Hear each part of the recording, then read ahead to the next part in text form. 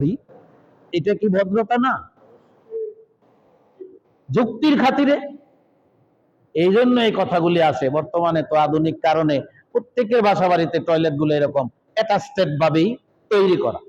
তাহলে কি হইলো, আমার আপনার অজু, এমনকি প্রসাব পায়খানার পরেও যদি অজু করি, তখনও এই কথাগুলি যদি, এই স্টাইলগুলি যদি মেনে চলি, মনের ভিতরের পবিত্রতা সহ শারীরিক পবিত্রতা অর্জন হয়ে যায়।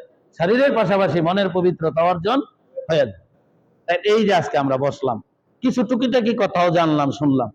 এমন কি সমস্যা হইলো বলেন?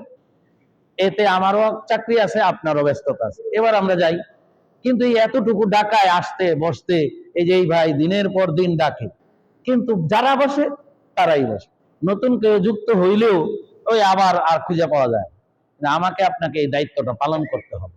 কেন পালন করতে হবে? প্রত্যেকেই আমরা দায়ী, প্রত্যেকেই আমরা দায়ী আল্লাহ, মানে আল্লাহর পক্ষ থেকে খলিফা হয়ে আসছে। একা উনি আসছে, একা তিনি আসছে খলিফা হইয়া, আমি আসি পীর প্রথার মতো বিষয়টা এমন না।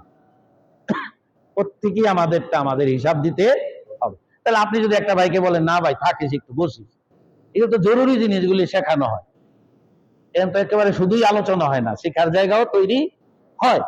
তো সেখানে থাকলে তো কল্যাণ হয়, লাভ হয়। বস না, কত ভুলই তো আমাকে আছে।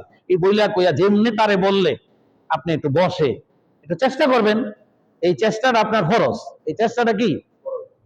দাওয়াতি কাজে অবদান রাখা ফরজ। দাওয়াত দেওয়া কি ফরজ? ঠিক না? এই কাজটা করব আমরা, সে ভালোভাবে নেক আর না নেক, আপনি আমার দায়িত্বটা করব, আমি আপনার হিসাবটা দেওয়া সহজ হইব। আল্লাহ আমাদেরকে এই সকল বুঝে আমাদের জীবন জিন্দিগি, দিন, সপ্তাহ, মাস, বছর হায়াতে বাঁচায় রাখার মাধ্যমে আল্লাহ যদি রাখেন, তাহলে ওই যে বলছি আমরা দোয়ায়, জানাজার দোয়ায়, হে আল্লাহ যতদিন বাঁচায় রাখো ইসলামী আদর্শের উপরেই বাঁচার তৌফিক দাও। আল্লাহ তো তৌফিক আমাকে আপনাকে দিছে, আমি আপনার জ্ঞান আকল বুদ্ধি খাটাইতে হইব, সময়টাকে কাজে লাগাইতে হইব। আর যদি মৃত্যু দিয়ে দেয়, আল্লাহ যেন আমাদেরকে মৃত্যুর সময় ইমানের সাথে মৃত্যুবরণ করার তৌফিক দেয়। এই কথা রেখেই আজকের এই বৈঠক শেষ করলাম। আখির দাওয়ানা আলহামদুলিল্লাহি রাব্বিল আলামিন। আসসালামু আলাইকুম ওয়া রাহমাতুল্লাহি ওয়া বারাকাতুহু।